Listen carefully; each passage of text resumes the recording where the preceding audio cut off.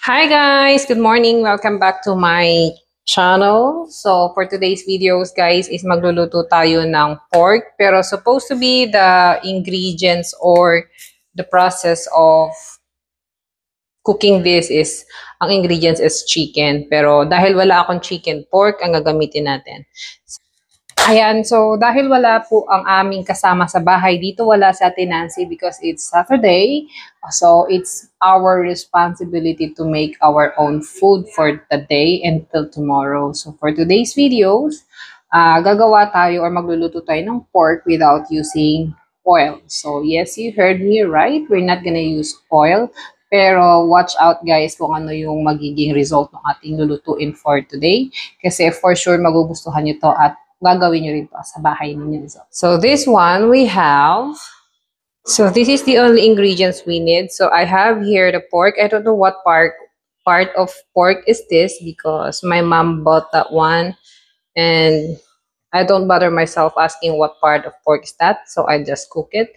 And then we have here the garlic, minced garlic. And then this is the pampalasa. We have orange juice, ketchup, paprika, pepper, and a honey. So how or what's the process of cooking that?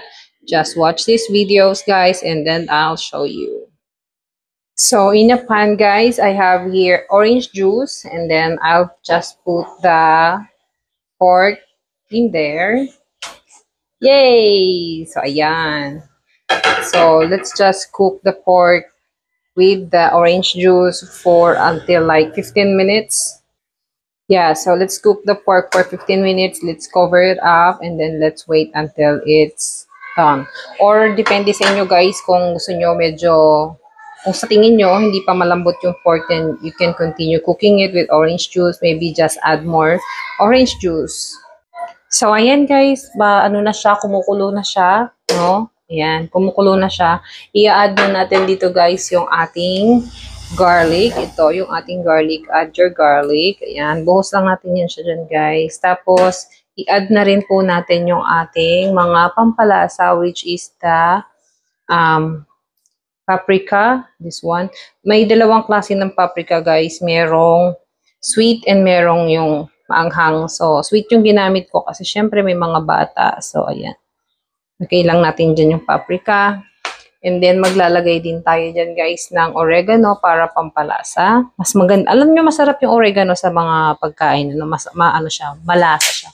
And then, after dyan, maglalagay tayo ng salt and pepper. So, ayan na, guys. Nalagay na natin yung ating mga pampalasa. So, hintayin lang natin ulit to na mag-cook ng 15 minutes. And then, mag-a-add tayo ng additional na pampalasa. Niluluto, mag-a-add na tayo dito ng tawag nito, oyster sauce. Habang kumukulo siya, ayan, mag-a-add tayo ng oyster sauce. And guys, because naglagay tayo ng asin kanina, konti na lang yung ating oyster sauce na ilalagay.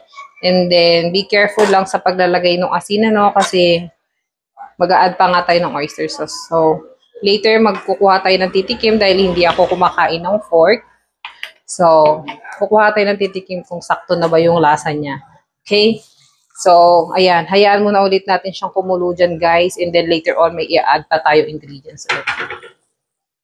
So, this time, guys, ayan, medyo konti na lang yung sabaw niya. Maglalagay na tayo dito ng ketchup, ng mustard, at saka honey. So, lagay na natin. Lagay na natin, guys, yung ating ketchup. So, tansyahin lang natin. Ayan. Kasi hindi ako makain ng pork talaga. So, tatansyahin ko lang yung aking ketchup. Ayan. Tapos, meron tayong mustard dito. Tansyahin lang din natin yan, guys. Ayan. Mukhang ang sarap niya na, guys. And then, maglalagay din tayo dito, guys, ng honey. So, meron ako ditong pure honey. So, tansyahin lang din natin yan, guys.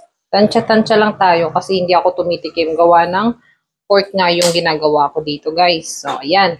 Kompleto na siya. And then, haluin lang natin yung ating niluluto.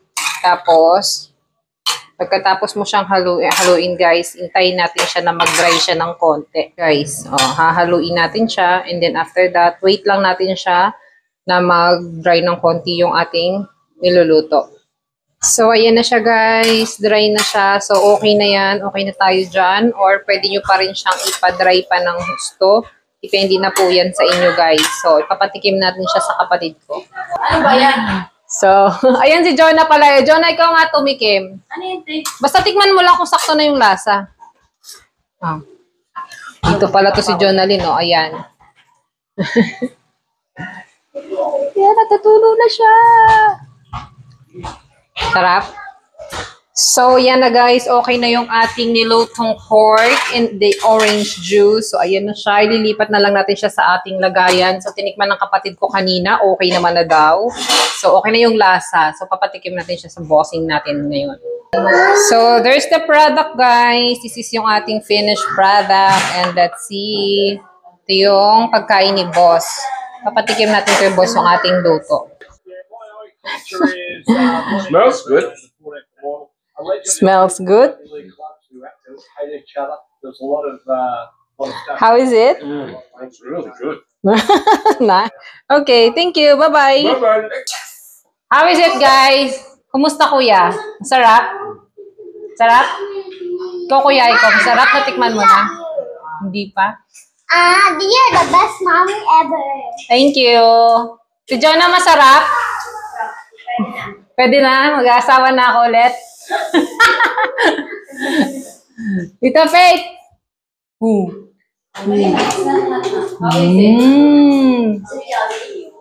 Wow! Yummy! How about Kia? Is it yummy, Kia? Try it! Try, Kia, try!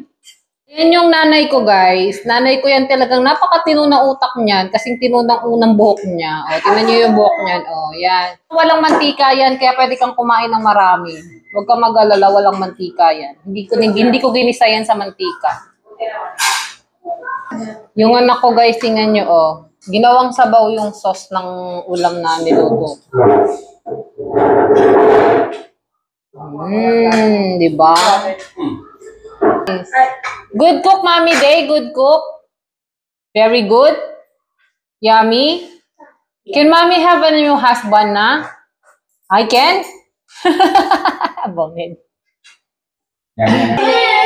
So guys, dahil hindi ako kumakain ng baboy, ito sa akin, tira-tirang ulam, ginataang papaya na may daing. So, pangatlong araw na nito ngayon. Pangatlong ulam ko na pala to kasi ulam ko rin to kagabi.